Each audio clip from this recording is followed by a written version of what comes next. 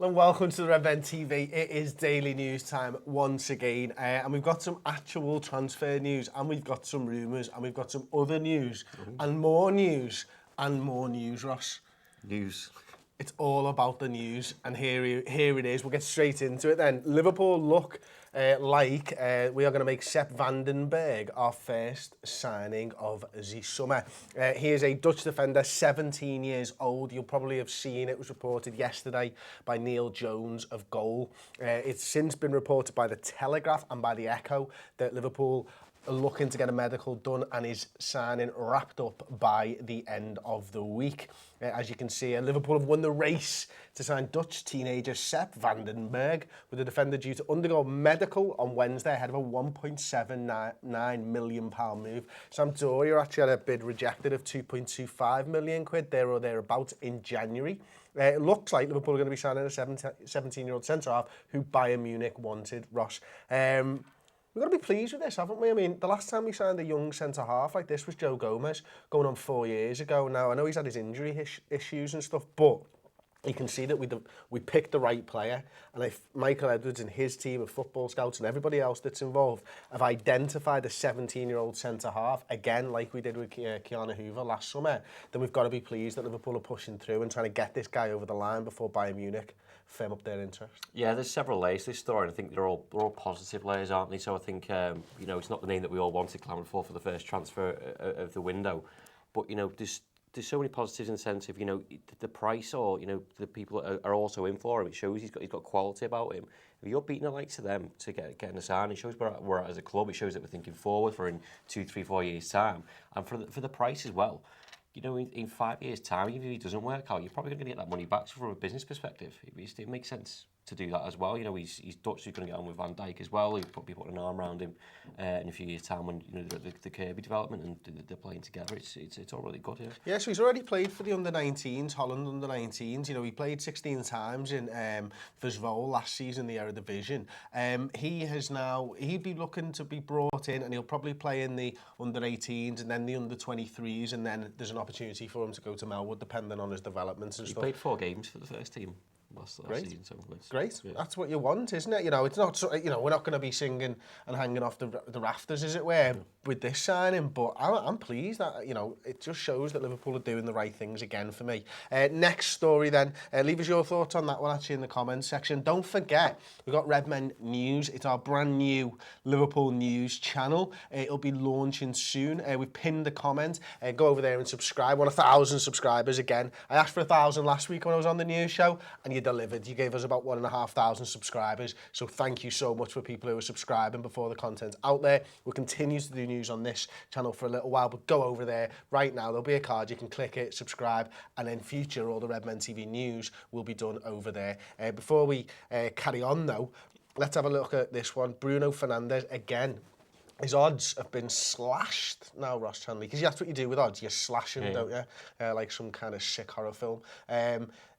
When I checked this morning, he was 1-3 on with one bookmaker, and he was 1-9 on with another one that he would actually sign for Liverpool. Now, you guys, I know, spoke about this on the Reds transfer roundup on the website.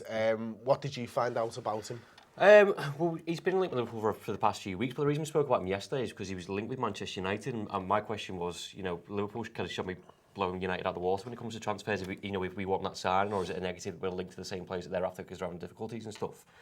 But he fills so many gaps that Liverpool need, and I think it's him and we spoke about Nicolas Pepe as well, or Pepe, however you pronounce it, and kind of like they're the two names that are kind of going around. I think you pronounced it Pepe. Yeah, I found it quite interesting because he's got an accent on his E's like you have with Mane. So I might look the twat. I think he has. Has he got an accent on both E's? Yeah. Therefore I'm right. Pepe, I like it. I like it. It's Pepe, yeah. So his name's been doing the rounds, and we kind of just thought it was interesting that we've been linked with him as well, Manchester United. So Cy and Bailey gave their thoughts. We've got him, Nicolas Pepe, and Divock Origi, his future and stuff. But it was good because they were arguing, with Chamberlain coming back, Lallana supposedly cancelled his holiday to work on his fitness, and you got the likes of Bruce there, Wilson, and kind of like the Liverpool actually need things. And it was a bit of a debate, actually. It was quite This interesting. is a guy who scored 31 goals from midfield last season. sold. He broke Frank Lampard's record of 27 from 2009, 2010, as you can see on the screen now. 4 years left on his deal, valued at £62.2 million by Sporting. One of the things that I wanted to touch on there is something you mentioned about Manchester United. Well, should we be going for the same players? Manchester United are not going to be striving for Europa League quality players. Manchester United are going to be trying to buy the best of the best. They're still Manchester United. They can still splash 300 grand a week if they want to. I know they've changed it slightly this summer and they're looking at younger left-backs and left-backs from the league and and England and stuff. But when they want to try and sign someone big, they will still try and sign the best of the best. And their name is so big now that they're still able to do that. So it doesn't bother me that Liverpool are looking at the same type of a player as Manchester United. What would bother me is if we were both looking at them and a player chose Manchester United. Now, Bruno Fernandes, I can't imagine that he would, but you never know, do you? I mean, do you actually think we will sign him? I don't think it's a case of will or would like to. I want someone of that calibre. And this is another debate that's been had. Signed by us, and they won't be that bothered if we didn't really sign them because we've got people there. But if you look at the squad depth of Manchester City and what they've got, and what they're spending, their mindset of spending, of going, actually, we can improve. You don't want Mane and Mo being dead on the feet. At any period during the season, just go and get someone of high quality if he's available. And like you said, Edwards and the team are proving to us how good they are. They think they're the right person and they're available. Just go and get it done. That's it, isn't it? I mean, listen, Liverpool have been linked with Coutinho, we've been linked with loads of creative midfielders. There's probably no smoke without fire. Yeah. It's will we pull the trigger on this particular player?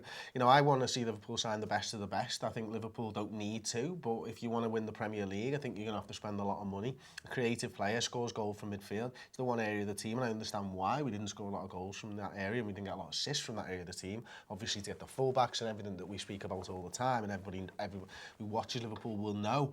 But if you can get more goals from midfield, get more goals from midfield. If you can keep that same salinity and you can keep your full-backs and stuff. And as we know with Jurgen Klopp and the players that he signs, they don't always play in the same position as they have played in. He might see something and go, do you know what? He might fit further up the field. Yeah. You never know. Jordan Henderson might have changed that dramatically, and if Fabinho's gone into DM, he's pretty solid there, which allowed Jordan Henderson towards the back end of the season, score more goals and create more goals and be the player that we all wanted him to be, or the 13, 14 Henderson that we saw.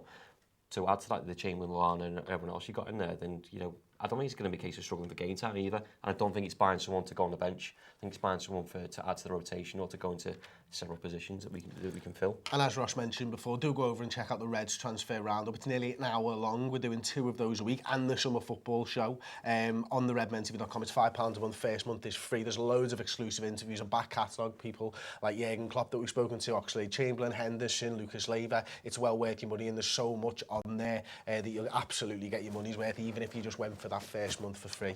Did Fernandes or Pepe appear on your scouting show? No. Oh, okay. Interesting. Let's not talk about that. Good show. It was. Do you know what? It was a really interesting show. It was something that we did. We tried to scout players like Michael Edwards. So we started off with left backs. We looked at backup centre halves as well, and then we looked at attacking players, more sort of forwards and stuff. We weren't actually thinking that Liverpool would sign somebody from the midfield, and so that's probably why he didn't show up. To be honest with you, well, it's definitely why, because what we did was perfect. Michael Edwards would be asking, I'm sure, phoning us up once he's seen the shows and asking for our algorithm. Gonna give it to him.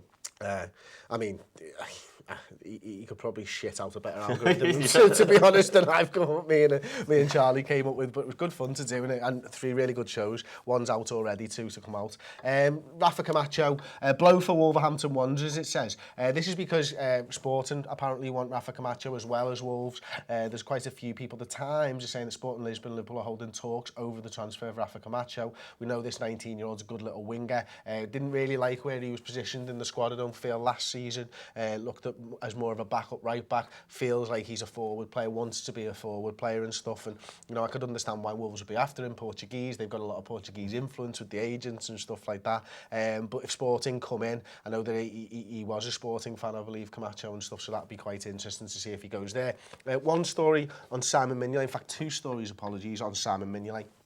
Crystal Palace are apparently interested in Simon Mignolet, and this was broken last night in the London Evening Standard, looking to sign him for around about £8 million. A 31-year-old has 2 years left on his contract, but... Juicy.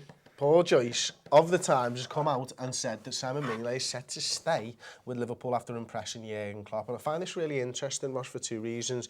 A, I think he's a good backup goalkeeper. I don't think that he's the right type of player that we particularly want to back up Alisson Becker, but an experienced professional. If you remember what James Milner said a week or so ago, about how good he was behind the scenes this season, you could understand that, you know, James Milner talked about him really pushing Alisson Becker in training every single day, coming with a great attitude and stuff. Where do you sit on Mignolet? Because I think everybody sort of doesn't think he's good enough to be our number one, but as a number two? Yeah, I think it's kind of better the devil you know, isn't it? You said he's a solid backup goalkeeper, but I think it's a case of probably him, Lovren, Origi, and maybe one or two others. It's up to them, I think. You know, if he's happy to play second fiddle to Alisson, and he's been as behind the scenes impressive as he has been, keep it. You know, he's good harmony within the squad. That's what Klopp wants. He likes people gelling, getting on. It's like he's just been binned off and you know, he's annoyed. I know that happened in the season before, didn't it? When, you know, it was a different scenario with Karius. But he was probably looking at Karius going, well, I'm better than him, why am I not playing? Whereas he's come out and said, oh, Alisson's amazing. He's probably learning stuff from him. He's probably improved behind the scenes. So, you know, why not? Well, let's not forget, I think that someone like Simon Mignolet probably starts from team 7 down in the Premier League. You know what I mean? And so to have him as a backup goalkeeper is probably not a bad option. Yeah, he's just a starter player, isn't it? Because he's not good with the ball at his feet. And I think you will get some of the moans and groans coming back of, like, Alisson's fine with it.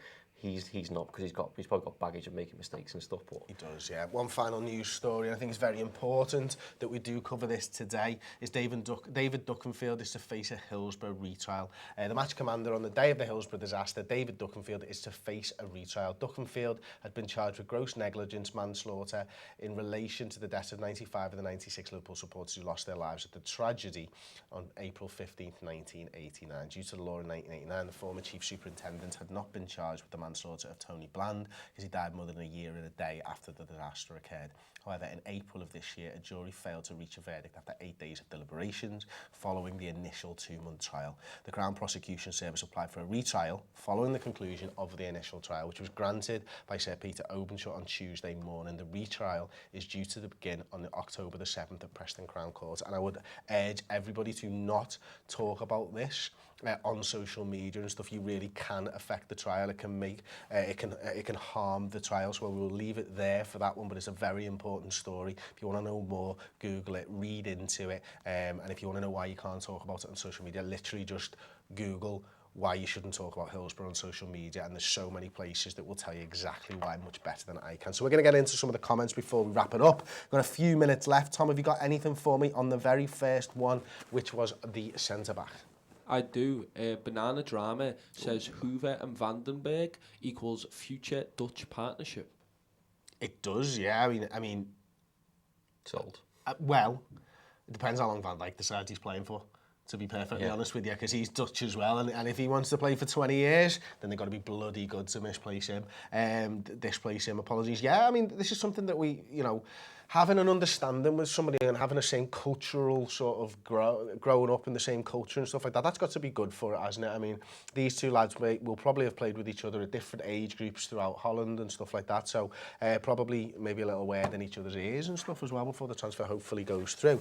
Let's see if we can find anything else. Who is this Pepe you speak of? What's his name? Says Tonic, that was nice. First major signing will be for Kia, I'm 90% sure. And yeah, no chance of Bruno Fernandes. Liverpool is joining Man United to replace Pogba, says RTR10. I will have you a bet that our first summer signing is not for Kia. So there we go. It's going to be that centre-half. It's going to be that centre-half indeed. Stephen Somerville, if Bruno Fernandes is set to sign, do you think he will help us with the attacking midfield? Do you think he can play as a backup for Mane and Salah? Thank you for the green super chat, Stephen. Much appreciated. Go on, you answer that one then. Do you think he will be a midfielder? I think there's room for rotation. I think Klopp likes versatility, doesn't he? And I think he showed last season, you know, we went from 4-3-3, 4-2-3-1 and kind of mix it up again. I don't see any reason why you wouldn't try something else within pre-season to adapt to, you know, the teams that you're playing and to suit the player that he's bringing in, if that is the case. But, you know, I've said this loads of times, if you're playing 3 games a week, I want someone of high quality who can step into that position, not to knock Origi or not to knock Shaqiri. You've got someone else coming on and you think, oh, great, yeah, that's sound. That's what the fans want, don't they? Yeah. Johnny Walker says, Pajak, are you coming to America? I am indeed going to America. Before we get up to 2 more, and then we're going to wrap it up very, very quickly. Fernandes would be top quality when we get him. Can see Klopp using him out wide, even considering his goal scoring. Says White Eagle 456. Malaka Uchicha says, anyone apply for UEFA Super Cup ticket? Me. Bruno Fernandes could be our Bernardo Silva, says Munter. And I think that's do you know what? You've nailed that. That's exactly like I'm thinking of him. Bernardo Silva was a guy who was pretty much a squad player and then forced his way into the side. Well, there you go. That is Redmen TV Daily News. We will be back tomorrow, of course. Don't forget to check out the new channel. Please subscribe to that. I can't wait to get that channel started, to be perfectly honest with you. Ross, thank you very much. Thank you to everybody who's joined us in the comments, and we'll see you next time on the Redmen TV.